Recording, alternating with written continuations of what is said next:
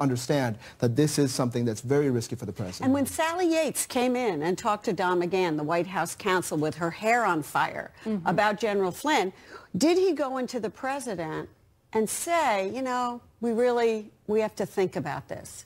And we don't, you know, those are to be a fly on the wall during that conversation. We don't know the and that answer. wasn't the only warning. And sorry to cut you off, but also President Christie's Obama. warning on Flynn. You're reporting, Gloria. Right. You know, Chris Christie did not want Flynn to be National Security Advisor. General Flynn, I'm told, wanted to be National Security Advisor, Secretary of State, or Secretary of Defense.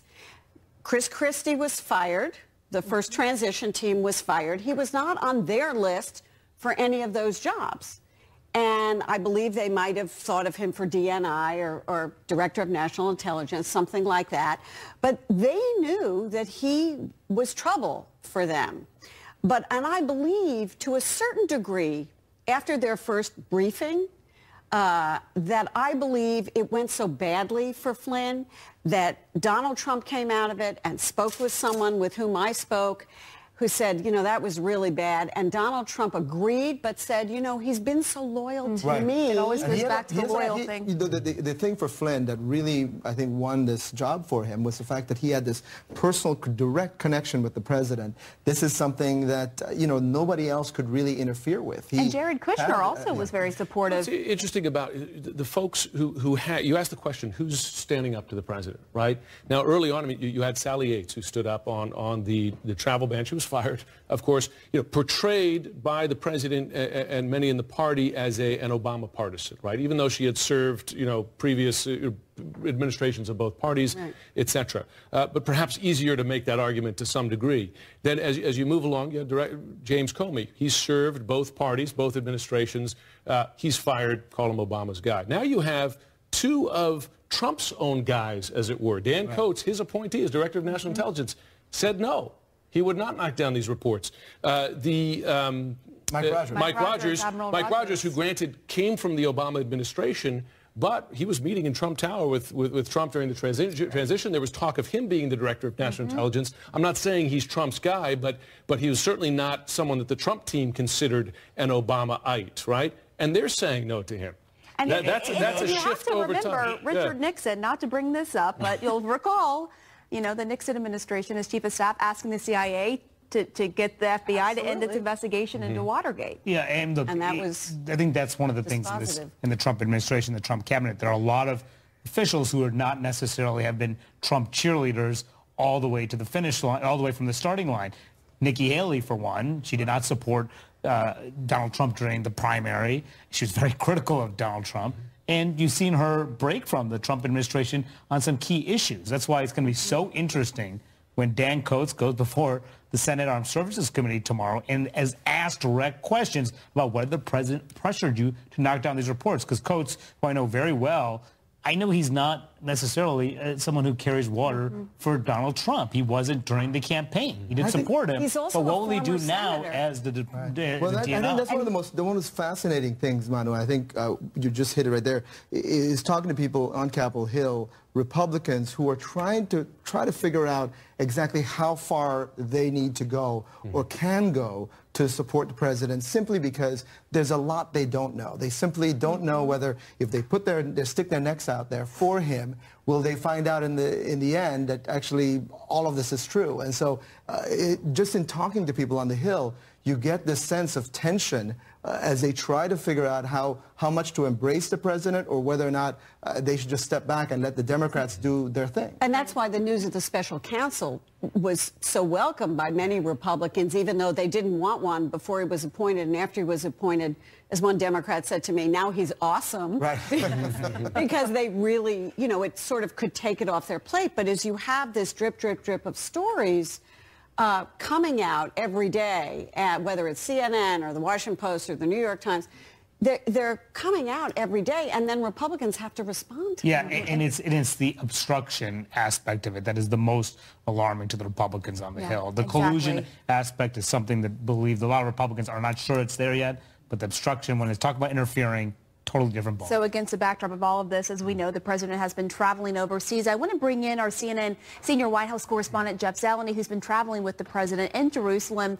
So, Jeff, how has the administration been handling all of these various revelations day after day? Well, Pam, they certainly have been watching these revelations as they happen in real time. And as Gloria was saying earlier, the Chief of Staff, Reince Priebus, and the Chief Strategist, Steve Bannon, are back in the West Wing. They are monitoring all of this, and that is for a reason. I mean, this is a sort of a split-screen operation here. No question the president is seeing this trip as a welcome distraction. He's seeing this trip as a as a way to sort of get back on track. But the underlying sort of feeling out here among aides, advisors, you can see it on their face. Every moment a news story pops like this, it reverts them back to what's awaiting for them in Washington. And earlier, when the president was meeting with the British Prime Minister, the Israeli Prime Minister Benjamin Netanyahu yesterday, he slipped. And he, talked about the thing that he said to the Russian officials in the Oval Office. He said, "I didn't say Israeli." Well, no one said he did about the classified information. That was the one moment that you could see the president certainly was clear that he still had Russia on his mind. But as he goes forward here, they also have the attack in Manchester on their mind. The president will be giving a speech here in a couple hours' time before going to Rome, the Vatican, and then to the Brussels, and then to the G7 meeting in Italy. And then he's back to Washington late Saturday. And again, all of this is waiting for them. But behind the scenes, I am told by senior administration officials and advisors close to this president, they are narrowing in on the personal lawyers that he will have, a team of lawyers. I'm told there's not going to be one individual who's going to be sort of working on this on the side as an outside lawyer. It's going to be a team of lawyers. The president will sign off on all of those. And of course, that is something that is necessary. Other White House staffers also may have to lawyer up. But this is very much a in the moment here. They're certainly doing everything they can to stay focused on this trip. But they're definitely watching every bombshell that still happens in Washington. And Jeff, has the White House had any response yet to the terrorist attack in Manchester? They haven't, Pamela. We're told by administration officials that they are preparing a statement. They are going to have a statement at some point. We thought it might be here by now, but the sun is just about to rise. It is actually rising here in Jerusalem, and the president is waking up really to what is the first major terrorist attack of his presidency, the biggest one, no question. He's been talking about extremism, talking about combating extremism. Well, this rests exactly at the heart of that. Again, he'll be giving a speech in a couple hours' time. Certainly expect him to address that.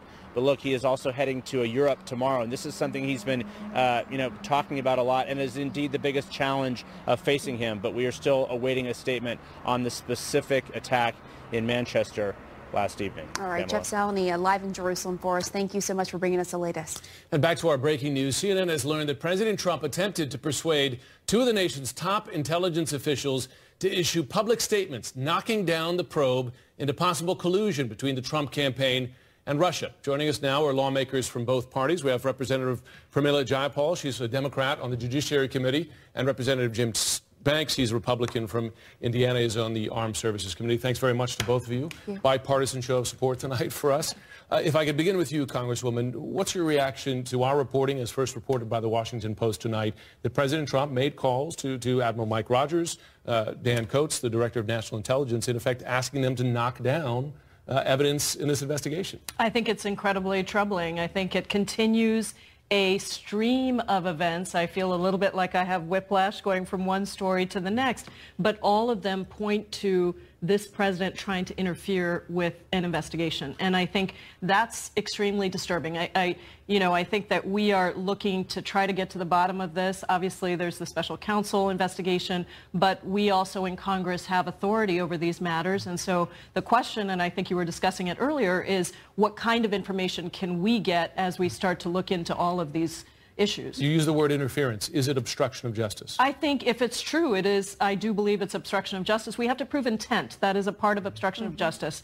But the more that we have these stories, the more it seems like intent is there. It is clear, you know, perhaps one conversation is troubling enough, but you have him calling now two intelligence agency directors, and I think you start to get into, this is a person who is determined to try to stop any investigation into Michael Flynn, and that is, you know, I think if for nothing else, he should understand that this would be very bad optics, but that's in a best case scenario. And I have to ask you, Congressman Banks, because you're a veteran, and this report would essentially mean that he was ordering a uniformed Navy Admiral, Mike Rogers, to basically tamp down an investigation. What do you make of that?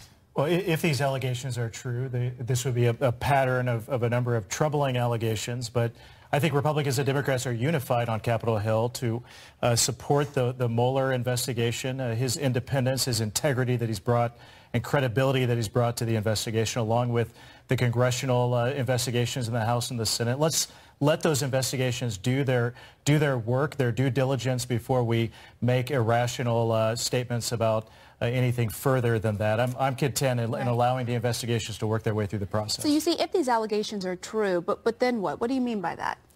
What if they are true? Well, if they are, then we need to take action and deal with them appropriately. If not, then these are. And what would that action be? What would be? You know, I'm content in waiting for the investigations to work through the process to make statements about what hypothetically what should happen following that. I think it's important and entirely appropriate for members of Congress to allow the investigations to work their way through the process before making statements about what might or might not happen hypothetically. But let me ask you this, because it gets down to what is the standard here. If it is proven to be true that the President of the United States called on his director of the FBI and then director of two of the intelligence agencies and told them to stop an active investigation, would that to you, let's forget the legal terminology for a moment, obstruction of justice, but would that to you be undue interference? Oh, there's no question. There's no question. These allegations are serious. They undoubtedly will be a part of Director Mueller's independent investigation, as well as the investigations in the House and the Senate. But I believe it is completely responsible and appropriate for members of Congress to allow the investigations to work their way through the process before addressing hypotheticals about what comes. And that brings to the next question, because you do have this special probe of special counsel Robert Mueller, who is taking over the investigation. I was talking to one official who said, you know, there is concern on his part that you have these two investigations on Capitol Hill where they're calling witnesses to testify, including James Comey, and how that could sort of interfere with what he's trying to do. How is this going to work? It is a challenging situation. We saw just a tiny hint of it when Rod Rosenstein came and spoke to us in the classified briefing. There wasn't much that was classified there, but I would say that one of the things that was very frustrating to many of us in the room was when we were just trying to get information about why he wrote the memo. When did he write the memo? Why did he write the memo? Did he just wake up one day and say, hey, it'd be great to write a memo? Or did somebody actually come to him and ask him to write it? If that was the case, did he know that it was going to be used in a way? You didn't get satisfying answers to those questions. He didn't answer any of those questions, and he directed that to the fact that Mueller is going to be doing the investigation. We need to wait. But, you know, there are competing priorities here. Not competing priorities, but there are parallel priorities, let's say that Congress has an oversight authority. We should be able to continue to investigate as this goes forward. And while it's true that we want to wait for the facts to emerge, we can't afford to wait a long time, particularly with story after story emerging. This latest news, I think, is extremely distressing. And of course, another big headline that came out today is the fact that Michael Flynn will invoke his Fifth Amendment rights in response to subpoenas from the Senate Intelligence Committee. This is what President Trump said during the campaign about those who take the Fifth. Let's listen. Here's people taking the Fifth Amendment. 4 people plus the guy who illegally did the server. You know, he put in the illegal server. So there are 5 people taking the Fifth Amendment, like you see on the mob, right? You see the mob takes the Fifth. If you're innocent, why are you taking the Fifth Amendment? Okay, so Congressman Banks, if General Flynn is innocent, why is he taking the Fifth? Well, I can't say or defend whether or not he is innocent, but that again will be a part of the investigation. What do you make of the fact he's taken the fifth? It's troubling, and it's a part of a troubling series of actions by Mr. Flynn, and it again foreshadows, I think, a troubling pattern of behavior that we've seen in recent weeks. I want to ask about because of course we've heard many Democrats in public criticize the president's behavior here. It's only in the last week or two where I'm speaking to folks on the Hill, Republicans who, at least privately, some publicly, but many more privately, who say, listen, this is getting to a different level. Wide-eyed was the way one Republican lawmaker described it to me last week. Do you sense a change in the last week or two about the level of concern from inside your own caucus? A concern in whether or not we will fulfill an agenda that we all set out to fulfill at the beginning of the Congress. I ran for Congress last year. I'm a freshman on Capitol Hill to address the big issues of the day. And as we get caught up in the frenzy over each breaking news item from day to day related to the administration, it is definitely a distraction from our ability to do that. But is it more of a distraction? Right. Are you becoming concerned, and other fellow Republicans concerned, that the president did something here that requires a remedy, right, that may have crossed a line? Again, it's irresponsible to say too much more without allowing the investigation to work its way through the process. That's why I believe it's important to allow Director Mueller to do his work, allow the congressional committees to do their work before saying anything further about what hypothetically should come next. So, Congresswoman, this could take a while for these investigations to wrap up. What would you like to see in the meantime? Well, I think we would like to see, each of these roles has a slightly different charge. A special prosecutor, special counsel has a different charge. We have also been calling for an independent commission, sort of like a 9/11 commission that would be made up of citizens that could actually look at this, what's happening not only in the short term but in the long term. And then we would like to have the information right away around the memos, around some of the answers. And, I think it's a little bit more than a distraction. I really do. I understand the challenges of trying to implement an agenda for the majority party, but we're talking about the sanctity of our democracy. And to me, that's really what's at stake here. So it's more than a distraction. It is deeply concerning to the future of our country and the future of our democracy. And I want to continue our discussion of the stunning developments right here in Washington. CNN has confirmed that President Trump personally has two top intelligence officials to publicly push back on the investigation and the possible collusion between Russia and the Trump campaign. And our experts are here for more analysis. Gloria Borger, set the stage for us. How significant is this? Well, I think it's very significant because it comes on the heels of our understanding that that the President of the United States tried to shut down the investigation with James Comey. And then I think what you see here is more evidence of that, more evidence of the President of the United States trying to say, let's cool this investigation. Is there any way you guys can sort of figure out how to stop it? So what we have is a president who's obsessed with this, who's concerned about what it means for his administration and potentially for him. And he's trying to end it, and it doesn't seem to understand that he really cannot ask these people to do this. We shouldn't mince words here, right? Because now you have, and granted, they haven't given their public testimony yet, Comey, Coates, and Rogers, but they're people who know are talking to people, right? But myself included, and Comey has written memos, now he's going to testify on the Hill. This is a president going to senior intelligence and law enforcement officials and giving them instructions about an ongoing investigation. Right, not good, not good. Now, we know from our reporting, Pam, that Director Comey was keeping writing these memos because he thought that somehow he could teach the president what was appropriate and what was inappropriate.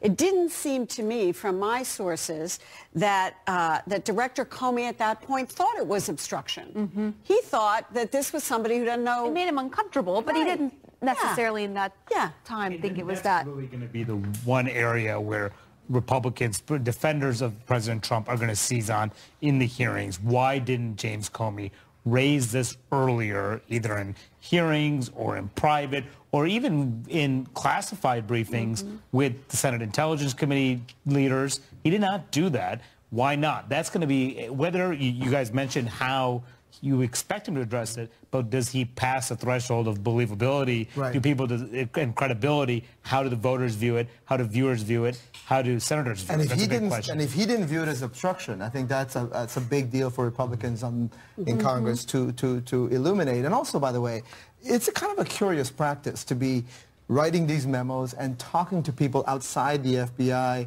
about what you're discussing with the president. I think that's going to be another question that we're going to hear members of Congress wanting to hear from Comey, because it is sort of weird. And I was told by one source, once he got fired, right, he might have thought it was obstruction. But I was told, exactly, and that's what we were told through people we've been talking to, that in retrospect he did believe that the president was trying to influence him. And I did ask someone that he speaks to, and said, why would he share this with you, to your point? And basically this person said that he was using his close associates as a sounding board because it did make him uncomfortable. Now, whether that's the right answer, that's not for... I can tell you this. I've watched a lot of Jim Comey hearings on Capitol Hill, and every time someone asks him about some conversation he's had with the president, he always says, I can't talk about what I discussed with the president because I cannot... And look, that is usually a very good answer that a lot of people give, because it is true. You want to give advice to the president, and you don't want to go out there and blab it. However,